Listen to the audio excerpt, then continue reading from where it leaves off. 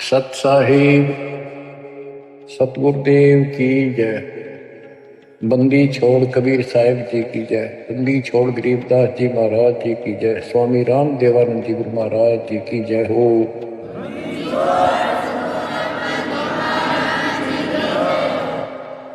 सर्व संतों की जय, सर्वभक्तों की जय, धर्मी पुरुषों की जय। श्री काशी धाम की जय, श्री सुडानी धाम की जय, श्री क्रोथा धाम की जय, श्री बरवाड़ा धाम की जय। सत साहिब परम पिता परमात्मा कबीर जी की असीम रजा से आपको मनुष्य जीवन की सफलता का राज प्राप्त हुआ। रहस्य, यथार्थ, अध्यात्म ज्ञान, सत्य भक्ति। इसके बिना ये मनुष्य जीवन आम सामान्य प्राणी जैसा था, पशु पक्षी के समान है। भक्ति हम मानव शरीर में प्राप्त करके अपना भविष्य सुधार सकते हैं, संवार सकते हैं। अन्य जितने भी शरीर हैं, पशु हैं, पक्षी हैं, कीड़े मकोड़े हैं, ये अपना कर्म भोगते हैं। वो चाहे राष्ट्रपति के घोड़े हो, वह बढ़िया व्यवस्था है, सेठ के घर कुत्ते भी बन गए और ये वहां उनकी सारी सुविधा है। परंतु ऐसी सुविधा मनुष्य को भी नहीं उपलब्ध होती कईयों को। तो कहने का भाव ये है, मनुष्य जीवन यदि भक्ति नहीं करते मानो स्त्री पुरुष, तो उन पशु पक्षियों में तो उसमें कोई अंतर नहीं। सुविधा कर्मानुसार पूर्व जन्म के संस्कारों से सबको प्राप्त होती है। दुख और सुख दोनों साथ रहते हैं। अब बात आती है कि भक्ति करनी चाहिए, अवश्य करनी चाहिए। आत्मा मानती है, उसके लिए मानव भटक भी रहे हैं। आत्म ज्ञान बिना नर भटका कदे मथुरा कदे काशी। यथार्थ ज्ञान ना होने चाहिए प्राणी। मानव शरीर धारण करके कभी मथुरा कभी काशी, किता न किता अपना राह ढूंढ रहा है कि किता भगवान मिलता है। कबीर साहब कहते हैं, पर्वत पर्वत में फिरा, कारण अपने राम, राम जैसे जन मिले, बिन सारे सब काम।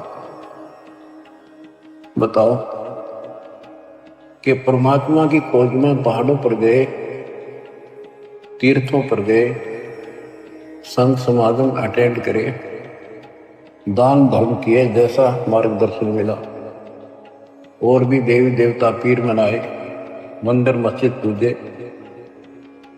तो मनुष्य जीवन प्राप्त प्राणी को सवतल लगन लगी होती है, क्योंकि वो पिछला संस्कार चंगा होता है, उसका बहुत अच्छा संस्कार होता है, इसलिए मानव शरीर प्राप्त होता है। अच्छा संस्कार कैसे मिलता है? कोई भक्ति की है, धर्म पुण्य किए होते हैं, तो उस कारण से इस मनुष्य जीवन में भी प्रेरणा बनी रहती है कि अच्छे काम करो, कोई भक्ति करो। लेकिन जिनको हम अच्छे काम समझ कर रहे थे, धर्म कर्म भी करते थे और भक्ति भी करते थे, वो शास्त्र विरुद्ध होने से, वो एक आने के लिए, एक नए पैसे के लिए, क्योंकि हमारे जो स्पिरिचुअल हैं, हमारे जो आध्यात्मिक ग्रंथ हैं, ये भगवान के विषय का संविधान है। इसमें जैसा कुछ करने को कहा है और न करने को कहा है, हमें वो ही करना पड़ेगा, तभी सफलता होगी। जो हमारे ग्रंथ बताते हैं, हमने उनके अनुसार चलना होगा। इसके लिए जो से हिंदू समाज है, वो अपने पवित्र गीता, पवित्र वेदों और पवित्र पुराणों को सत्य मानते हैं। और हमारे हिंदू धर्म के धर्म गुरुओं ने जो ज्ञान बताया, उन्होंने यही कहा है कि गीता वेद पुराणों में ऐसा ही लिखा है, ये भक्ति करो। अब यहां हमने सबसे पहले ये देखना होगा कि जो सत्रुचर है, शास्त्र है, हमारे धार्मिक शास्त्र है, वो कौन से किस लेवल के हैं, किस स्तर के हैं। 5 वेद है। वैसे तो वेद एक ही होता है, वेद का अर्थ ज्ञान होता है, बोध का अर्थ भी ज्ञान होता है। भक्ति बोध, भक्ति का ज्ञान। वेद, वेद का अर्थ ज्ञान। सूक्ष्म वेद यानी सौसम वेद, जो भगवान ने सब अपने मुख से बोला होता है, उसको सौसम वेद, सूक्ष्म वेद बोलते हैं। ये कंप्लीट, इसके अंदर कंप्लीट मार्गदर्शन है, ये कंप्लीट है, संपूर्ण है। यह वेद परमात्मा ने जब हम अपने कर्म छोड़ कर यहाँ पृथ्वी पर इसके साथ आगे, इसके ब्रह्मांडों में, जब तक हमारी पूंजी रही तो हमें सारे ठाट किए इसने, आप भी लूटता रहा। और जब हमारी पूंजी लाए थे वह खत्म हो गई, हमें पटक दिया धरती पर, फिर कमाओ और फिर ऊपर आओ। आपको मैं बार बार बताता हूं, यह कोई बच्चों की कहानी नहीं है, ये सत्य से परिपूर्ण है और आपने इसको सत्य मानना होगा। एक मूर्ख लड़की अपने घर से पैसे निकाल कर 30-40 सोना अपने घर पे निकाल कर उसकी शादी के लिए घर वाला ने तैयार कर रखा और एक दुष्ट के साथ भाग दी। जब तक वो पैसा वो लेकर आई थी, वो खर्च नहीं हुआ इतने, तो वह सर पर रखी। फिर उसकी जरूरत करके जा कमा और खा, दारू पीवे, मांस खावे, और वह मजदूरी करने लगी, वो उसकी ब्रांड माटी कर। तो वो दशा आपकी है, आप मानव से बचना, मानना पड़ेगा, क्योंकि आप भक्त हो गए, 100 की 100 सच्ची है। अब यहां मजदूरी बता रखी है, इतना करो, दान करो, यज्ञ करो, बस नाम जपो तो उठपटांग जपो, जो मोक्ष ना दे, और घने करो तो ओम जपो। फिर हरे कृष्ण दिशा में दूध भेज रखे, सारे नकली नाम बताएंगे। इसके बाद आपसे स्वर्ग जाओ, स्वर्ग एक होटल है, वहां आपकी पूंजी ऑटोमेटिक ऑनलाइन जमा रहती है। आप जैसा वहां खाते पीते मौज करते, ऑनलाइन पैसे कटते रहते हैं। उस होटल का चार्ज अलग से होता है, और सुविधा जो आपको देते उनका चार्ज साथ होता है। जैसे वहां कोई खाने की चीजें लेते हैं, 10 रुपए की 20 में देते हैं होटल में, क्यों हमारे आदमी का पैसे गणे होते हैं, उन्हें क्या लेना देना, कितने गिराको।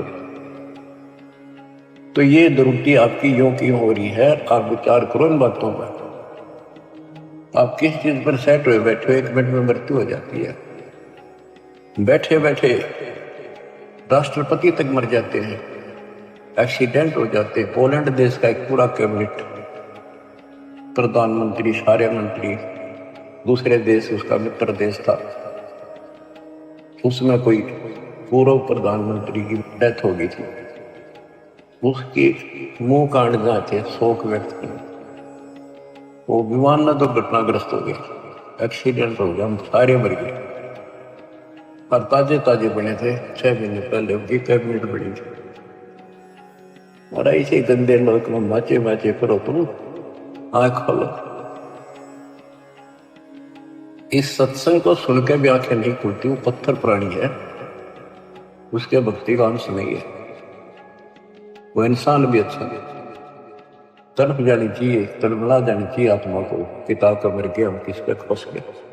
यहाँ सुख नाम की चीज नहीं, रहने की धरती पे किसी के ऊपर। किसी स्वर से धोता है तो वो राजी बोलेगा, स्वर से धोते मुंह फेर लेगा। हम इतने बिगड़ चुके, यहाँ पर हम देवता थे सतलोक में, अब दोबारा से आपको इतना प्यार किया जा रहा है। पहले तो पशु तो मानुष बनाए, बीड़ी शराब मांस तंबाकू गटबड़ बकवाद करते फिरते थे, वो छुट्टी, फिर ज्ञान सुना के देवता बुलाए। अब इस भक्ति को ध्यान से सुनो, इस ज्ञान को ध्यान से सुनो। इसी तरह आत्मा का उबारा होगा, आत्मा में ज्ञान प्रवेश होगा, अपने आप ये सेट होती चली जाएगी। दास पहले पहाड़ी जाता था, पहाड़िया जैसे व्यवहार वह बकवाद। स्कूल में जान लग गया, 5-6 महीने तो वही चले, फिर धीरे धीरे सेट होना पड़ा।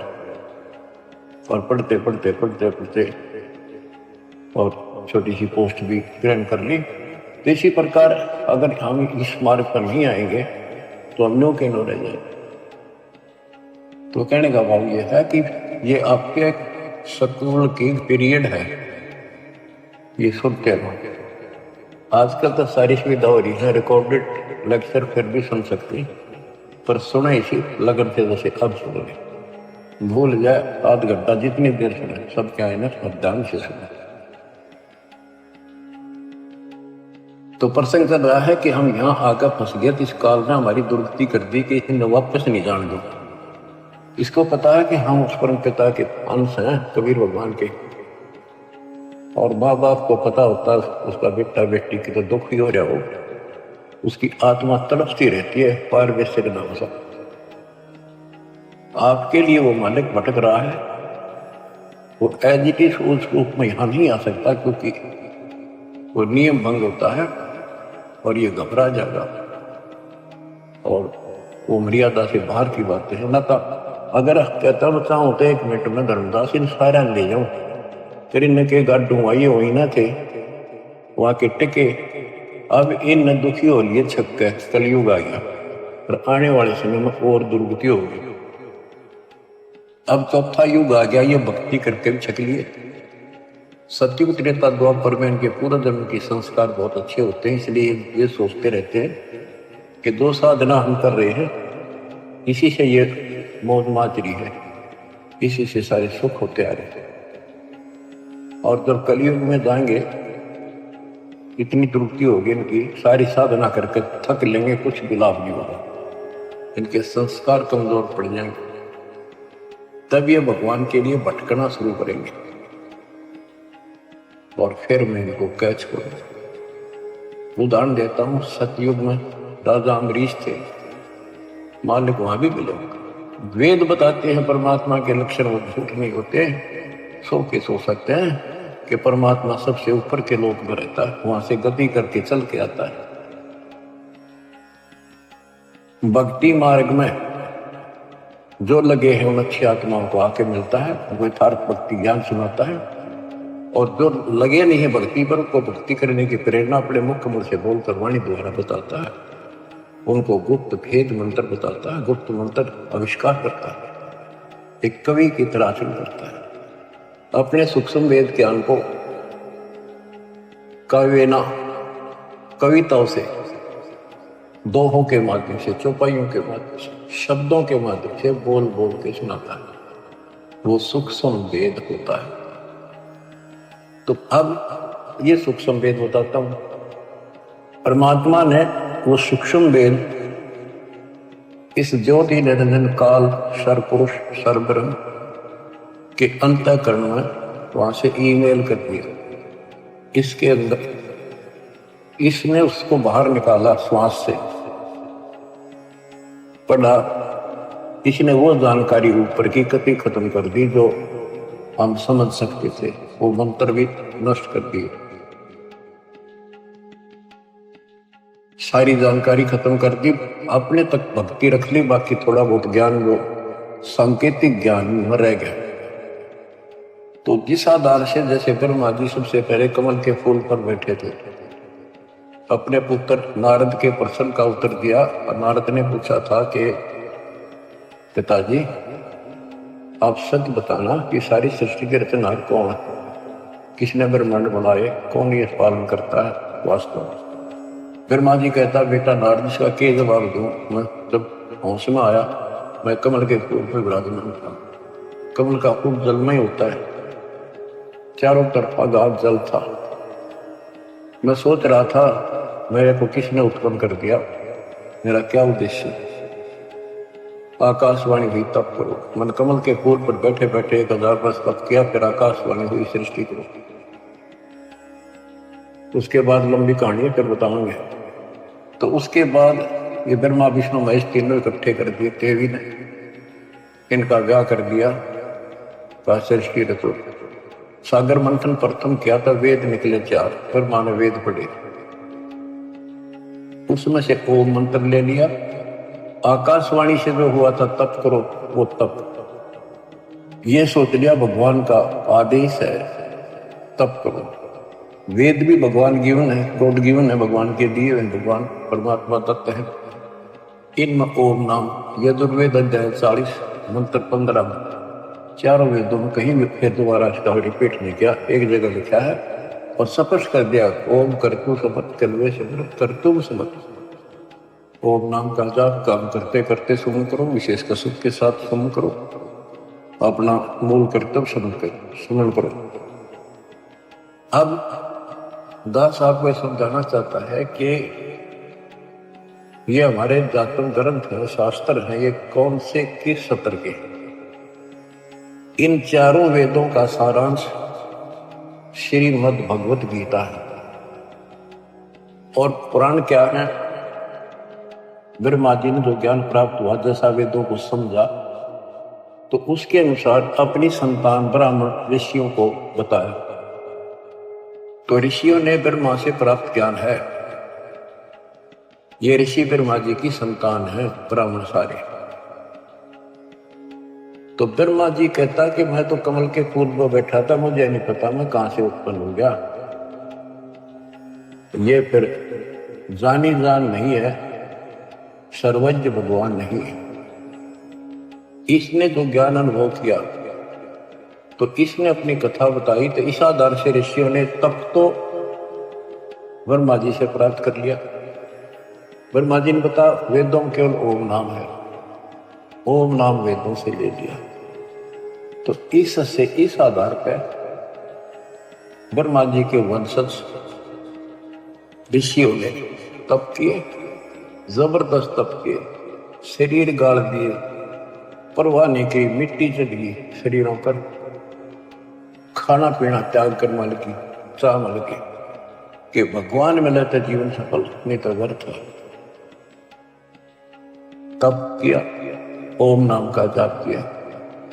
ओम नाम के जाप से ब्रह्मलोक प्राप्त होता है। गीता अध्याय 8 श्लोक 13 में गीता बोलने वाला कहता है, मुझ ब्रह्म का ओम इति एक अक्षर ब्रह्म व्यवहारं माम अनुसमन यह परियाति तदंदेहम सयति प्रमाण गति। ओम इति एक अक्षर, केवल एक ओम अक्षर है। ब्रह्म व्यवहारं माम अनुसमन, मुझ ब्रह्म का स्मरण करने का, माम ब्रह्म। और जो इसका अंतिम सांस तक स्मरण करता हुआ शरीर त्याग कर जाता है, वो ओम से मिलने वाली प्रगति प्राप्त करता है। देवी पुराण श्री देवी दुर्गा जी अपने शिष्य प्रिय शिष्य हिमालय राजा को ये बताती है कि यदि तुम्हें मोक्ष चाहिए, उसने कहा कि मुझे ब्रह्म की जानकारी दो, मोक्ष मार्ग बताओ। तो देवी ने कहा कि और सब बातें छोड़ के ओम नाम का जाप कर। इस ओम नाम के जाप से वो ब्रह्मलोक में जाएगा, जहां पर वो ब्रह्म रहता है, उसको प्राप्त कर लेगा, तेरा कल्याण हो। गीता अध्याय 8 श्लोक 13 में कहा है कि मुझ ब्रह्म का एक ओम मंत्र है। यजुर्वेद अध्याय 40 मंत्र 15 में कहा है कि ओम का नाम जाप करो। 8वें अध्याय के 16वें श्लोक में कहा कि ब्रह्मलोक में गए प्राणी भी वापस आते हैं। बच्चों, इसने जुल्म कर रखा, कभी रास्ता नहीं दे रखा था। खुद मालिक आए, अपने बच्चों को ऊपर ले जाके अपनी समर्थता, अपनी शक्ति से परिचित करा, फिर वापस छोड़ा। 600 साल हो गए इस प्रोसेस में परमात्मा लगे हुए हैं, जिसमें 6 गवाह आपके सामने दास ने आई विटनेस बता दिया। जब जाके दास की भी तसल्ली हुई कि सचमुच कबीर को न कबीर न को भगवान माने, दानक दुल्हा सारी उम्र कपड़ा बनता बनता मर गया, रोटी भी ठीक से टाइम पर नहीं मिलती थी। इसी को तो सक्षम कहते हैं। उसने जरूरत नहीं था, सब कुछ संकेत पे है उसके। 18 लाख बाबा जी आगे चेला समेत और सारी काशीनाथ जीव कितने आए, 3 दिन तक भोजन खवाए। वो इस कुटिया में बैठा था, जबकि घर में कुछ नहीं था। तो ये तो भगवान है, इसी का नाम तो परमात्मा है। सतगुरु जो चावे सो कर ही 14 कोट दूर तो पर ही बहुत बहुत जंतरास निवार है। चित्रगुप्त कागज पर अब बच्चों प्रसन्न कर रहा है कि हम जो साधना करते हैं वो शास्त्र अनुसार होनी चाहिए। अब शास्त्र कौन से ठीक है? जो हमें मान्य हो भगवान की भक्ति के लिए।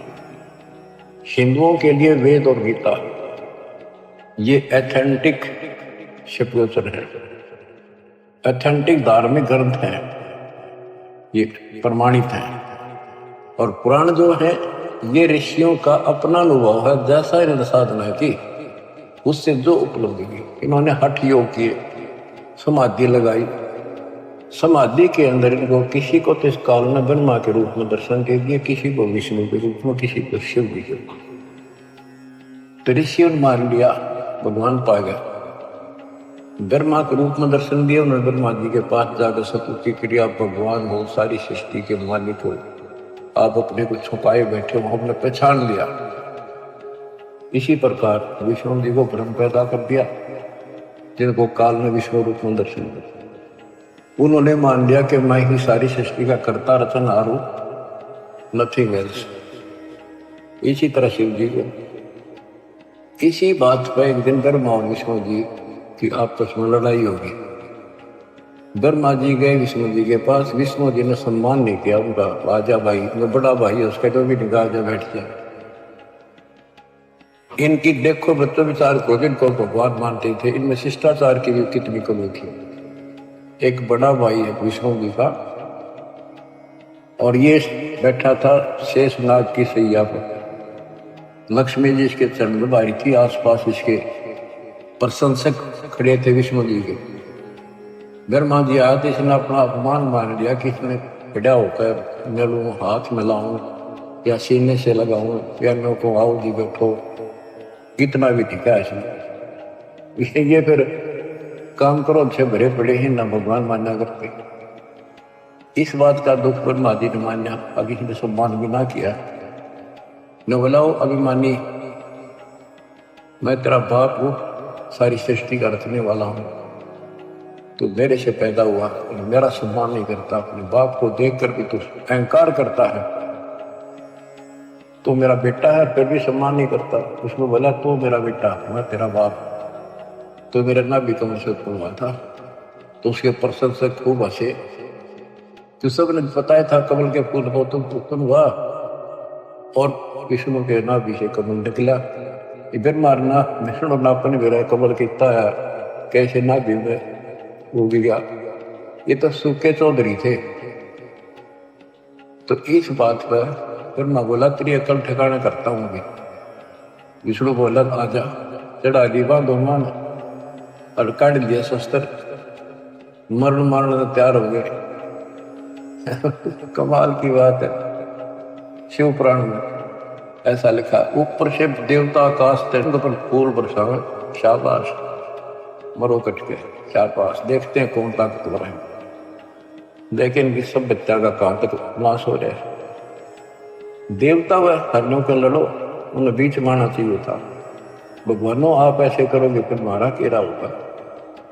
भगवान माना खेलना है, दोनों लड़ पड़े। बता, वो तो इनका बाप जो काल नरेंद्र ने सोची मरेंगे कटकर, तेरे खान पीने का सिस्टम बंद हो जाएगा। इनके बीच में एक सतम खड़ा कर दिया, बोतल आकाश छूंगा। ये दोनों डर गया, आश्चर्यचकित हुए। जब इसका और छोर ढूंढ चाल पड़े और लड़ाई मिट गई, फिर काल आके खड़ा हो गया शिव जी के रूप में, साथ में दुर्गा को पार्वती रूप बना के लिया। तब उनसे कहता है कि बेटा तुमने अपने आप को भगवान मान लिया, ये तुम्हारी बहुत बड़ी गलती है, तुम भगवान नहीं हो, यू आर नॉट गॉड।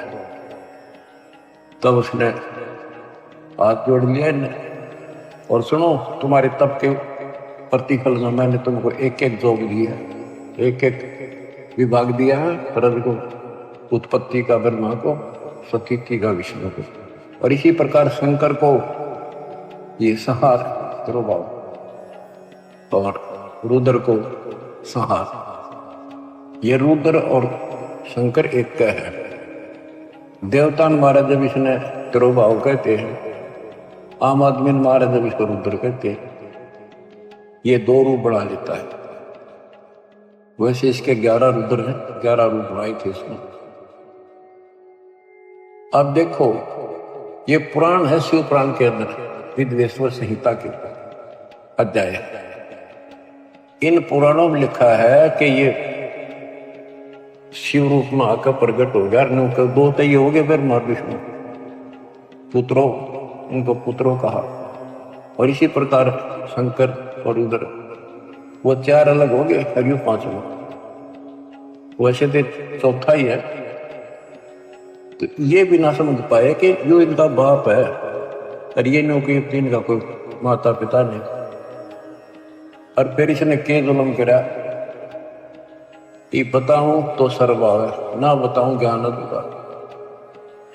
ये शिव के मंदिरों में तो शिवलिंग रखे हैं, इनको आगे विस्तार ना करूं तो अच्छा है। एक मिट्टी के पत्थर के बने हुए ये 2 आइटम इन्हें दे गया आरामपुर। ये डरता नहीं, माथे का ला लिए वह शिवलिंग पूरा private part of Shiva and Parvati. ये बदमाशी कर गया। अब सारा संसार इन पर मत्था टेक कर थरा बेड़ा करके इसने ऐसा नाश कर रखा। सतगुरु आए दया करी, ऐसे दीन दयाल बंदी छोड़ दृतास का जठर में करता। इसने नाश करने में कसर नहीं छोड़ रखी दत्त की, और दाता ने विकास करने में कसर नहीं छोड़ रखी। अज्ञान कितनी देर रुके करे, अंधेरा लाइट के सामने नहीं रुक सकता। अब ये रोशनी उदय हो गई है, सूर्य उदय हो गया इस तत्व ज्ञान का। अब सब अंधेरा मिटेगा। बच्चों, इस प्रकरण से संसिद्ध हो जाता है कि सबको कति मूढ़ बना रखा है। इसमें काल और दुर्गा और ब्रह्मा विष्णु है, इसको तो ज्ञान नहीं विचारों को। इनको जैसे ये डरा तुम कागज ला देते उसी तरह लग देते। उसके बाद यह शिवलिंग पूजा शुरू होती और तेरा गजब होता। अब आते इस बात पर कि हम भक्ति करें तो शास्त्र अनुसार करें। यदि पुराणों अनुसार करेंगे तो ये डले ढोएंगे जो न बता रखे भगवान जी ने। गीता और वेद गॉड गिवन है, कबीर गॉड गिवन।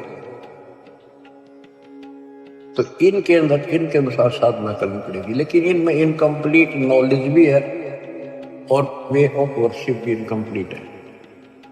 ज्ञान झूठ नहीं है वेद और गीता में, लेकिन संपूर्ण नहीं है। अधूरे ज्ञान से अधूरा काम, संपूर्ण ज्ञान से संपूर्ण ज्ञान। श्रीमद् भगवद गीता श्री कृष्ण जी ने बोली, ये मानते हैं। इनका बिल्कुल ठीक है, क्योंकि वो बोलता श्री कृष्ण लिखा था, अंदर कैसेट काल की चढ़ा रखी थी। काल बैठ कर बोल गया ब्रह्म। अब गीता में क्या बताया है, ये खुद अपने को नासवान बताता है। गीता अध्याय 2 के श्लोक 12, 4 के 5 में, 10 के 2 में, कि तेरे और मेरे बोलने में होगी अर्जुन, तू नहीं जानता, पर ये आगे भी होते रहेंगे। ये मत समझ कि आज ही जन्म, पहले भी जन्म में थे, आगे भी होंगे। मैं जानता हूं, मेरी उत्पत्ति कोई देवता नहीं जानते। 10वें के 2 में कहा, क्योंकि ये मेरे से उत्पन्न हुए। अब आपकी उत्पत्ति को बच्चे कैसे जाने, दादा बताओ। तो दादाजी कबीर भगवान के दादा है। तो बच्चों, कौन ब्रह्मा का पिता है, कौन विष्णु की मां, शंकर का दादा कौन है, हमको दो बता। ब्रह्मा विष्णु महेश तीनों भाई। इनका पिता ज्योतिर्निरंजन, मां दुर्गा और दादा सतपुरुष कबीर भगवान। गीता गए 16 श्लोक 23 में कहा है कि जो शास्त्र विधि को त्याग के मनमाना आचरण करते हैं, उनको ना सुख प्राप्त हो, ना कोई सिद्धि प्राप्त हो, ना उनकी गति यानी मोक्ष हो। फिर भक्ति करते इसी के लिए। गीता 10-16 श्लोक 24 में स्पष्ट कर दिया कि इससे करते और अकर्तव्य में, जो करने योग्य कर्म है, न करने योग्य कर्म है, उनके लिए अर्जुन ये शास्त्र ही प्रमाण। शास्त्र आपको सिद्ध कर दिया, गीता और इनके सतर की। हम बच्चों, हमारे लिए जो शास्त्र है हमारा सूक्ष्म वेद है, जो कबीर गौड़ की बना है। हमारे को इसकी कति जरूरत नहीं थी, ना गीता की, ना वेदों की, ना पुराणों की। और 17 फरवरी 1988 को दास का भाग्य उदय हुआ। पूज्य गुरुदेव से दास की किस्मत जागी, दीक्षा प्राप्त हुई, दीख मिली। उससे लेकर सन 2000 तक दास परमात्मा कबीर जी द्वारा ज्ञान और संत गरीबदास जी के अमर ग्रंथ के आधार से सत्संग किया करता था दास। उनकी ऑडियो भरी, उनकी वीडियो भी तैयार की थी, कैसेट बना के बड़ी बड़ी सी, वो VCR में डाल लगा। तो उसके बाद एहसास हुआ कि ये ज्ञान तो भगवान पहले बताया करते हैं कि इससे नहीं माना, बाद में सारे भाग्य 64 लाख और खूब लाभ हुए। जब तक मालिक तेरे को पहचानेंगे नहीं, कोड नहीं मानेंगे, भगवान नहीं मानेंगे, कोई नहीं टिकेगा।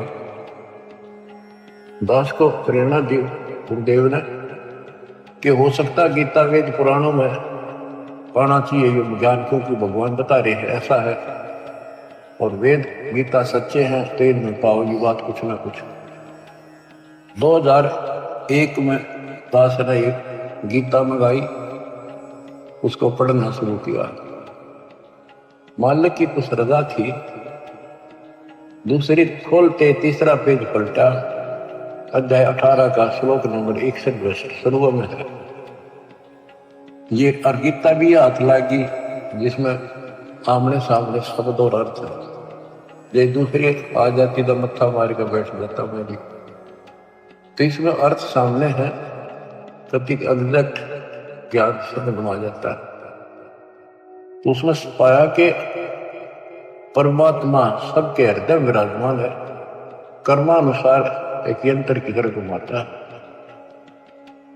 और हे अर्जुन को स्वभाव से उसी परमेश्वर की शरण में जा, उसकी कृपा से तो परम शांति को, सनातन परम धाम को प्राप्त कर। मेरा तो एकदम जैसे नींद तो जाग्या करा और सोपन देख ले को घना अच्छा, और कूदता उठा करे, वाह बनी मेरे साथ और तेरे के। फिर लगा नोट कर लिया ये श्लोक अध्याय, फिर देखा धीरे धीरे रोक तेरे की सारा खजाना भरा, सारी ये सच्ची परमात्मा की 15 8 अध्याय 7 में देखा रजगुण धर्मा सतगुण विष्णु, यह हम पढ़ाया करते सूक्ष्म वेद में। रजगुण धर्मा तम गुण शंकर, सतगुण विष्णु कहावे रे, चौथे पद का भेद निहारा, दरला सद पावरी। कबीर सागर में कबीर साहब के ग्रंथ में गरीबदास जी ग्रंथ में स्पष्ट है, धर्मा विष्णु महेश और ये इनका बाप चौथा। इन चारों को भी छोड़ को 5 में पहुंच जावे क्या कि बच्चों हम करा। तो गीता देखा, दूसरे का 12वां श्लोक, चौथे का 5वां, 10वें का 2, और दूसरे का 17 के अविनाशी तो वो है जिसने कोई नहीं मार सकता, जिससे सारा संसार व्याप्त है।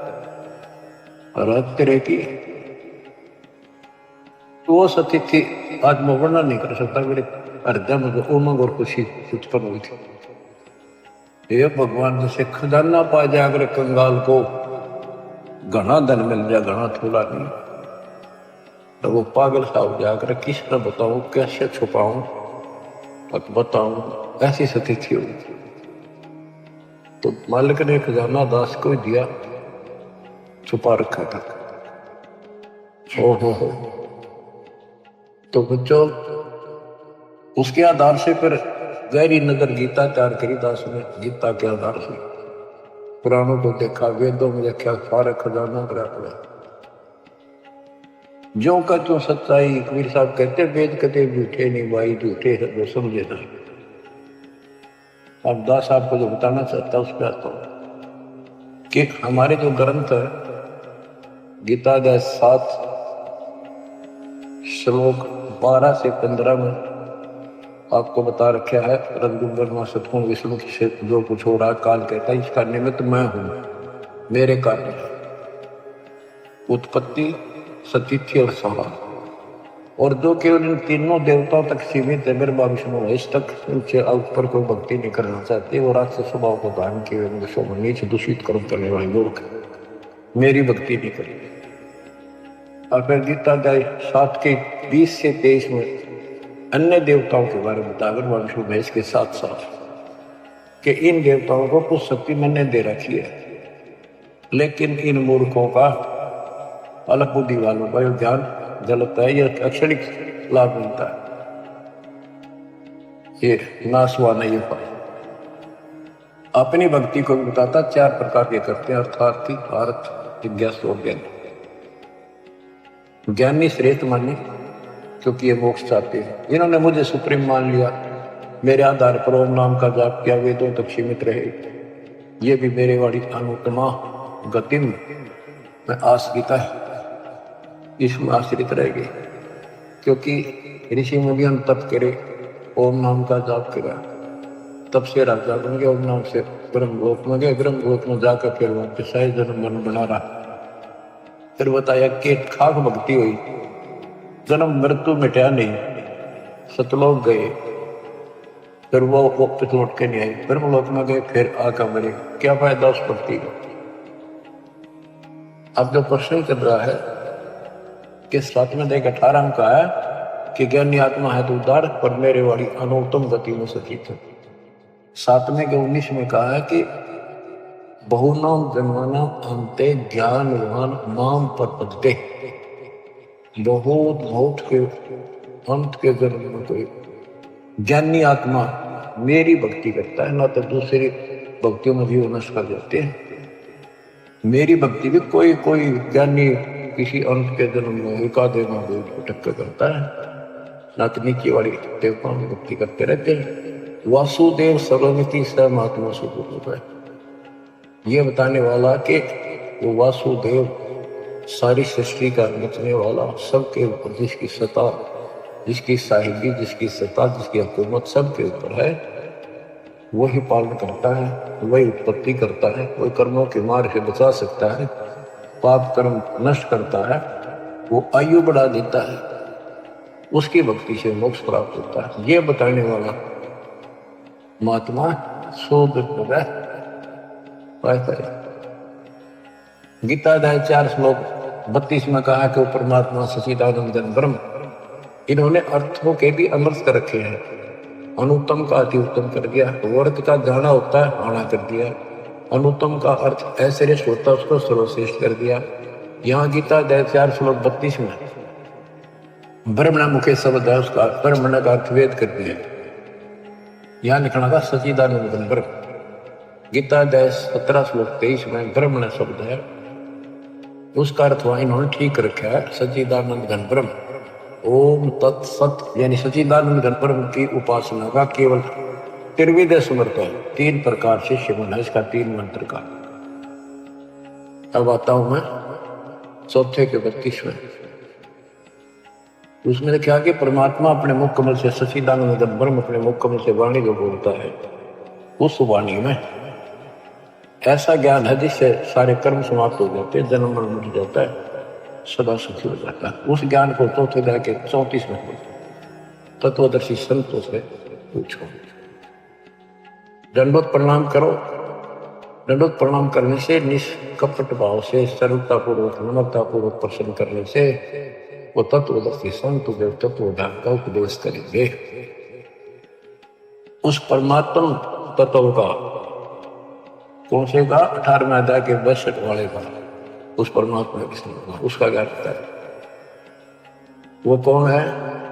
7वें अध्याय के 29वें श्लोक में गीता बोलने वाले कहा है कि जो केवल जरा वृद्धावस्था के कष्ट से, बच्चों वृद्धावस्था का जो दुख है ना, ये मृत्यु से घूमता है, मौत तो एक बार होगा, और यो कम से कम 20 साल मरे। फिर माटी कभी आँख दुखे, कभी चाट दुखे, कभी टांग दुखे, कभी शुगर बढ़ गई, कभी बीपी बढ़ गया, उठा जाना बैठा जाना, कब्जी होगी, गैस गई, तो सुना नहीं, रोए बैठ के। तो कर्म ही इंसान तो भक्ति नहीं करती। भक्ति करने वालों पर यह असर नहीं होगा, लेकिन मर्यादित रहेंगे। तो भक्ति भी कबीर साहब की और दास के माध्यम से, कि वो केवल जरा मरण से छूटने का, मृत्यु से दुख से बचने के लिए केवल प्रयत्नशील है और कुछ नहीं मांगते। वो तत्परम से, सारे दातुन से और सारे कर्मों से परिचित है। 8वें के प्रथम में अर्जुन ने प्रश्न किया, किम तत्परम, तीसरे में उत्तर दिया 8वें के श्लोक में, तीसरे वो परम अक्षर परम। 8वें के 5-7 में गीता बोलने वाला अपनी भक्ति कहता है, मुझे भक्ति कर, मेरे पास रहेगा, जन्म मरण बराबर रहेगा अपना दोनों का। ये पहले ध्यान में सिद्ध कर दिया। 8वें के 8, 9, 10 में कहा, सचिदानंद ब्रह्म की जो भक्ति करता परम अक्षर ब्रह्म उसके पास होता है। 15वें अध्याय के 4थे श्लोक में कहा है कि तत्व ज्ञान रूपी शस्त्र से इस ज्ञान को काटकर उसके पश्चात परमेश्वर के उस प्रेम तक की खोज करनी चाहिए, जहां जाने के बाद साधक फिर लौट कर संसार नहीं आता। जिसने सारी सृष्टि की रचना की है उसी की भक्ति की। 15वें अध्याय के 17वें श्लोक में कहा कि उत्तम पुरुषत्व ने परमात्मा के उदाहरण थे। उत्तम पुरुष, पुरुषोत्तम श्रेष्ठ परमात्मा तो कोई और है जो परमात्मा कहा जाता है, परमात्मा, और जो तीनों लोकों में प्रवेश करता है, सबका धारण पोषण करता है, वो अविनाशी परमेश्वर। अब गीता यही समाप्त हो जाती है जब ये कहता है कि उस तत्व ज्ञान को किसी तत्वदर्शी शब्द से जाकर पूछो। मोक्ष उससे होना, जन्म मरण उससे मिटना, वृद्धावस्था का संकट उससे कटना, एक मालिक कुल का वही है। उसकी साधना कहाँ है? वो ना वेदों में। वेद कतेब, वेद ये 4 और 4 कतेब इन मुसलमानों की, ईसाइयों की, ज़बूर, इंजिल, तौरेत और कुरान, ये 4 कुरान, 4 किताब और 4 वेद कहते एक जैसा ज्ञान है, यानी इनकम्प्लीट है। हम गलत नहीं कहते कि गलत है, अधूरा ज्ञान है। अधूरे ज्ञान तो फिर लाभ क्या होना, अधूरा काम। अब आपको बताता हूं थोड़ा सा पाक कुरान मजीद, देखो इसमें क्या बताया है।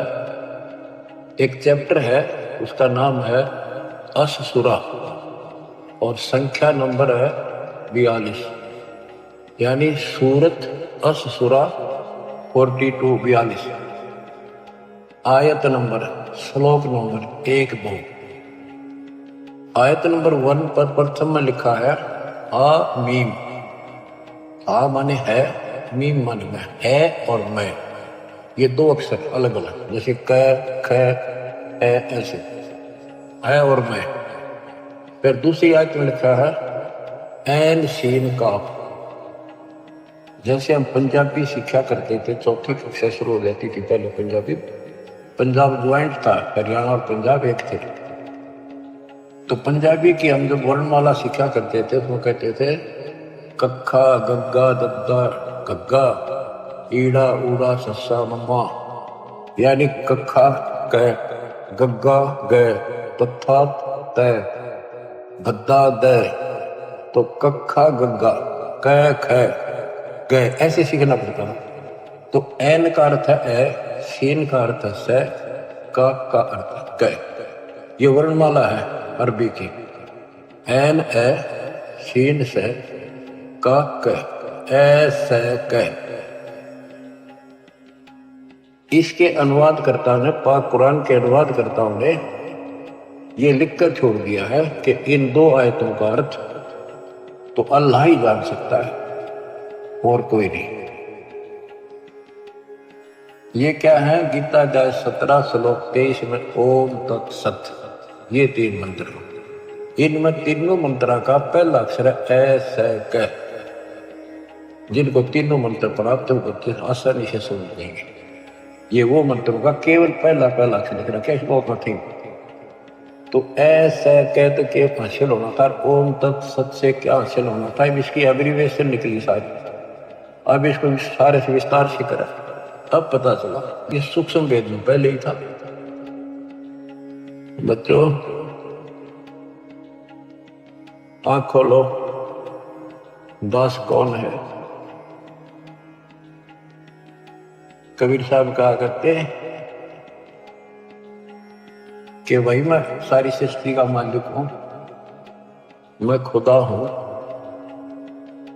लेकिन कौन जाने से बात है। दास कहता विश्व में 1 नंबर का तत्वदर्शी संत दास है, नथिंग एल्स। इतना कह रहा हूं।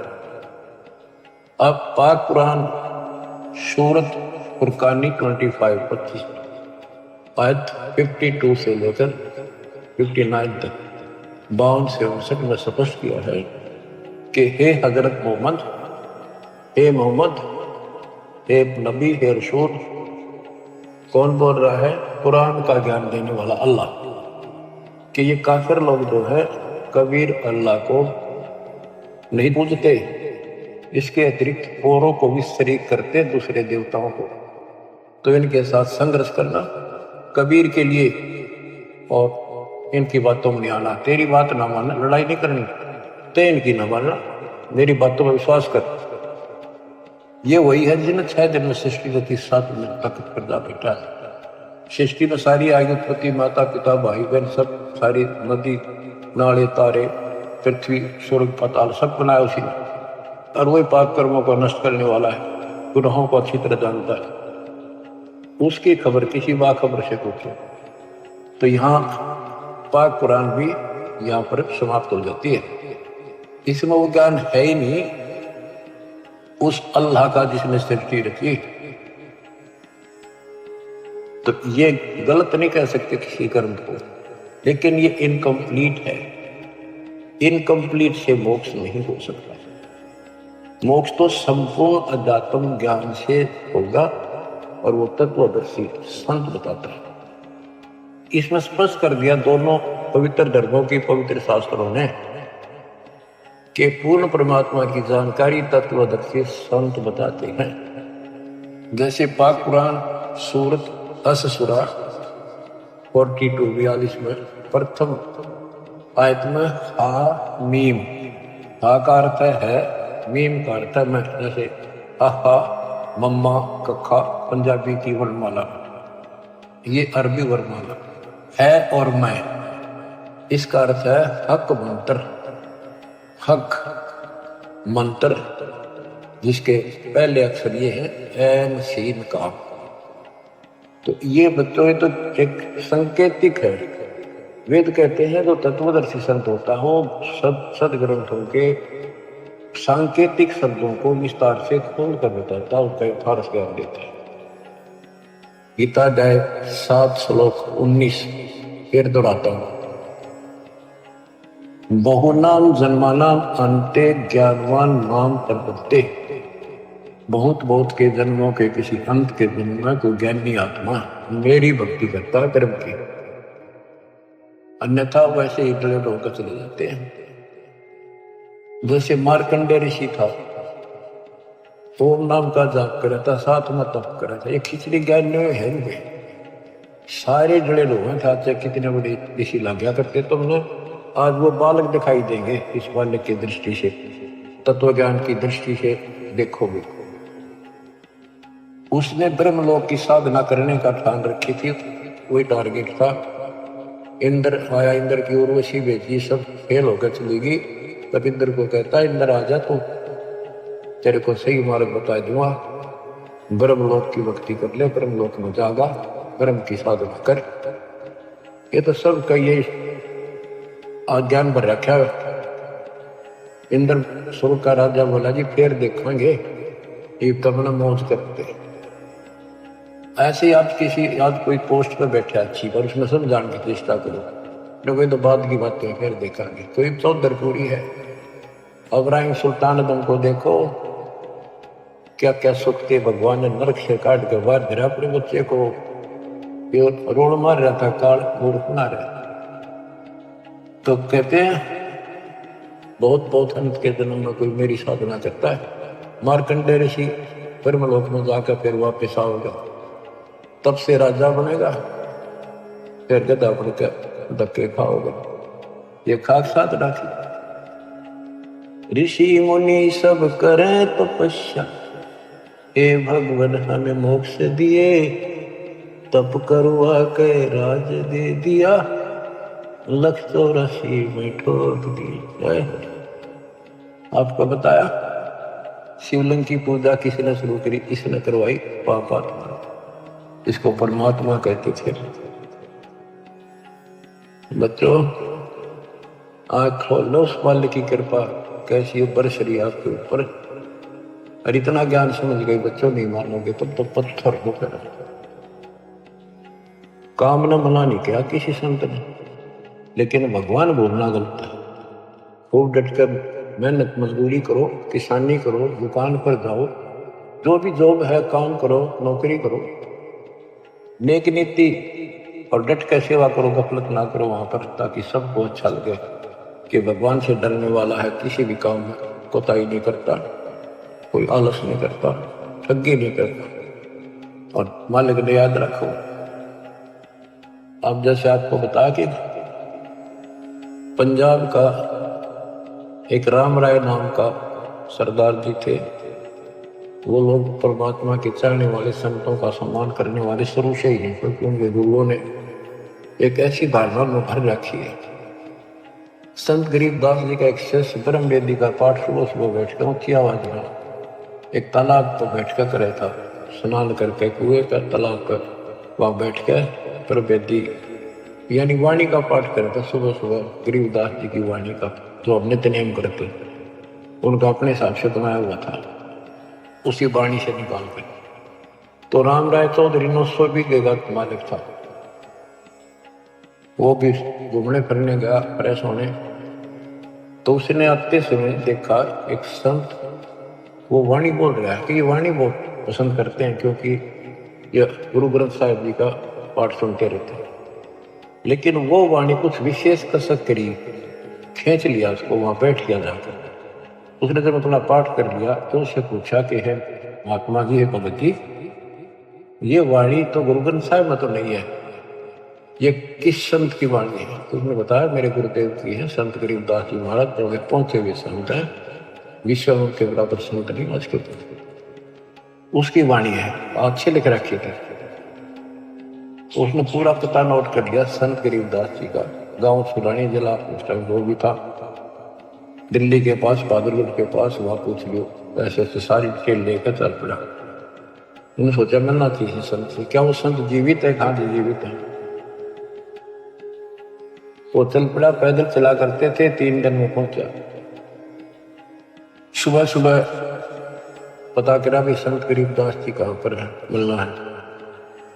उनका महल था, उनके नाना जी का बनाया हुआ, उसमें संकेत के डेग वहां सामने है, उसमें चले गए। वहां कुछ भगत बैठे थे, 1-2 गांव का, कुछ बाहर के आ जाते थे, ज्ञान चर्चा सुना करते थे। गरीबदास जी सुबह सुबह एक बार घूमने जाते थे, किसान थे, 2,500 बीघा जमीन थी, अहंकार नहीं था, खेत में जाते थे, पशुओं का चारा काट के सर का धक्का ध्यान लेके आया करते, घूम भी आते थे। तो उन्होंने पूछा भी संत गरीबदास जी कहाँ है? राम राय ने पूछा, जो बकरा ने। वो बोले जी घूमने फिरने गए खेत में, कितनी देर में आएंगे? तो ये तो संत की मर्जी है, मौत जाए कब आवे कब ना आवे, आवे तो गया, हम भी इंतजार कर रहे हैं, पर उन्होंने बोला कितनी देर में आऊंगा पता नहीं। उसने सोचा इतनी दूर आ लिया, संत के दर्शन करके चैन लूंगा। वो चल पड़ा। उन्होंने बताया कि आगे जाइए, आगे अरहट है, उस रेट के पास एक जंटी का बहरा पेड़ है बड़ा, वहां पाओगे आपने, वहां कुएं पर स्नान भी करते हैं। तो वो जा रहा था गरीबदास जी, धोती कुर्ता हरियाणा की जो वेशभूषा होती थी, सिंपल मैन, सामान्य होता था यहाँ का वेशभूषा, इस तरह रहती थी वो, भाई आडम्बर संत नहीं करते। तो उस राम राय ने उस किसान से पूछ लिया, अपने किसान समझा, सिर पर पशुओं का चारा और उट्टा धर रखा ज्वार का, उसने बोला भाई मैंने गरीबदास महाराज जी संत जी से मिलना है, बताओ इधर घूमन आए हैं, कहाँ से है वो? उनका खेत कहाँ ठिकाना है उनका? गरीबदास जी बोले आ जाओ। उन्होंने पहचान दिया वो संत भी थे कि आ जाओ मेरे साथ, मैं मिलाऊंगा उनसे। वो वापस आए, वापस जा दिए वो काम में, आ जाओ लेकर आ गए। वो भगत जो वहाँ खड़े थे उन्हें बाज गए, किसी ने बूटा लिया, किसी ने चंडुक प्रणाम किया, फिर पानी पिलाकर नहाऊंगा, पानी लाए स्नान कर दिया। उसने सोची, उन पूछा रहा महात्मा कौन सा है वो संत? तो वो भगत बोले ये तो है गरीबदास। वो सामने मुद्दे पर बैठ गया और बैठा बैठा ये मन में कल्पना कर रहा था ये गुरु ये महाराज है, तेरा गजब। उसने कल्पना कर रखी थी, उसका इमेजिन था कि बड़ी बड़ी जटा पाऊंगी, गल माला माला होंगी और धुआं दाना ला रखा होगा किधर, या डेरा होगा तो बहुत बढ़िया सुंदर कपड़े लाल पीले, यानी कोई आडम्बर जरूर पाऊंगा। संत को ऐसा ही माना जाता है, उधर सारे ऐसे मानते थे। उसने देखा सिंपल किसान सामान्य आदमी, इसका 2500 बीघे जमीन बताओ है, इसलिए लोग इसके चापलूसी करते हैं, ये गुरु यूं बना रहे हैं इसके। ये तो मेरे जैसा किसान है, तेरा गजब हो, ये खोदा पहाड़ निकली चुया इतनी दूरता है, लोग संत पाया। ये मन सोचे बैठा बैठा। गरीबदास जी स्नान करके तुरंत और धोती बांधा करते हैं हरियाणा में, और एक और उसका पल्ला सा धोती का एक बेल्ट सी बांध जाकर उसने अड़बंद बोला, अड़बंद। उसको बांधने के लिए तैयार हुआ था, हाथ का उंगली का चोट लाग रही थी, लीला थी जाता, पट्टी ही बांध रखी छोटी सी। तो राम राय से बोले भाई झूमक रहा। उसने अपना राम राय नाम बताया, परमात्मा बोले रहा झूमक रहा, ये इसका उर्फ नाम था। वो ऐसे चंचल माइंड का था, पूरा मतलब विश्वासी कम था, हर चीज में कोई न कोई पूछा था, अच्छी अटपट रखा करता, तुर्क वितर्क ज्यादा करता था। झूमकरा डगमग से ख्याल करता, इस तरह को झूमकरा कहते थे। और वहां बैठे बैठे भी कल्पना इसलिए कर रहा था, ये किसा गुरु ये क्या हुआ प्लान है। झूमकरा का जब उसे समझ गया तो मतलब बताया भी को नहीं, फिर भी उसने कहा कि भाई मेरी अब धोती बांध दे, अल्लाह मेरा हाथ का चोट लाई थी। उसने उठ कर और वह गांठ लाई और धोती शरीर के मां के निकल कर धोती गांठ लग गई। उसने फिर खोला जल्दी, दूसरा पैर ऐसे किया, तीसरा पैर ऐसे करा और गांठ फिर शरीर के अंदर से निकला। तो गरीबदास जी बोल रहे झूमकरा, मैं तो तेरे जैसा किसान हूं, या गांठ ना लगती क्या बात होगी। ऊपर देखा, विष्णु रूप धारण कर रखा, क्योंकि पुजारी विष्णु का था। बेसिक वो बने हुए थे सिख, लेकिन ये जैसे वहां पर 125 गांव गुजरा की वो सारे सरदार को वहां है, और वो रामकृष्ण के पुजारी हैं ज्यादा से ज्यादा। गुरु ग्रंथ साहिब का भी सम्मान करते हैं, पाठ भी करवाते हैं। तो कहने का भाव है कि वहां पर वो पैरा में पड़ गया कि भगवान माफ करो, मैंने बहुत अच्छी कुंडी कह दी। फिर वो उसी रूप में आगे गरीबदास रूप में और बैठिए, फिर चर्चा शुरू। सारा ज्ञान समझाने के बाद वो राम राय कहता है भगवान मैंने सारा घूम लिया, ये ज्ञान नहीं पाया। गरीबदास बोले पाओ भी को नहीं। सब गीता का मूल है राई झूमक रहा, ये सुख संवेद समूल सुनो राई झूमक रहा। तत्व ज्ञान कोई ना कहे राई झूमक रहा, ये पैसे ऊपर नाच सुनो राई झूमक रहा। कोटों मध्य कोई नहीं रे झूमक रहा, अरबों में कोई गर्क सुनो राई झूमक रहा। बच्चों उनको पूरा ज्ञान बताया कि करोड़ों में नहीं बहुत इस ज्ञान को बताने वाला, अरबों में। उस समय संत गरीबदास जी थे, केवल संत गरीबदास जी थे, पूरे विश्व में एक इष्ट को जानने वाले। लेकिन वो डिस्क्लोज ठीक से नहीं करना था, उन्होंने लिखवा के सारा आज ये आपके लिए खजाना आज खोलना था। अब कलयुग 5 बीत गया वर्ष जब। तो बच्चों आपकी किस्मत देखो, जन्म ऐसे समय में, ये बच्चों का काम भी सामान्य बात नहीं है कि ऐसे संस्कार बनाना ही मालिक ने बनवाए। तेरा कितने युगों से आपको समाज कर प्रेरित कर करके चार्ज करते ला रहे, और आज ऐसे समय पर आपको ऐसे समय पर जन्म दे दिया। करीब आने वाली संतान परमात्मा के बच्चे आपसे प्राप्त शरीर में तो बड़ी बुराई भगता होंगे। और बच्चों जिनके संतान नहीं है उन जैसा आज किस्मत वाला मैं नहीं मानता धरती में। तो समाज कुछ करो, क्योंकि अध्यात्म का जो पैमाना वो अलग है। उनने पिछले जन्म घने सुंदर जी रखे हैं, कभी किसी का एक दाना भी नहीं खाया, ना रखा ना दिया, परमात्मा की बातों का कुछ असर किया, उनका लेन देन कति समाप्त कर दिया, करो सुला रखा। इनका उन्हें सतभक्ति मिल गई, वो सीधे वहां जाएंगे। जब डटे रहे तो समाज की तरफ देखते हुए बकवादा बढ़ गए, किसी का गोद ले ला, फरार ले ला, यूं सदर दौड़ कर लेंगे, वो संस्कार फिर खराब करेंगे। अपने आड़े सुख नहीं देते कलयुग में। गोद लिया तुमने किसके शर्मा मालिश करेगा। तो मेरा राय है इस कर्म में बना लो, निकल जाओ गंदे लोग से, निकला जाता होता है। मैं तो दे दी है बालम बरे नू, मैं तो दे दी है बालम बरे, संसारी दी गल्ला चिन्ह न बूझ शब्द जो गहरे, मुर्दों से ती प्रीत लगावे न जाने सतगुरु मेरे, ऊंची थलिया खेती बोवे भूलन ही न डरे, श्वेत छतर शिर मुकुट विराजे देखत नास चेहरे, ये संसार समझदार नहीं कहंदा शाम दोपहरे, ये संसार समझदार नहीं कहंदा शाम दोपहरे, गरीब दास ये वक्त जाते है रोगे इस पैरे, गरीब दास ये वक्त जाते है रोगे इस पैरे। बच्चों सुधर जाओ, समझ जाओ। इतना गजब का अवसर आपको मिला है जीवन का। आप सामान्य आत्मा नहीं हो।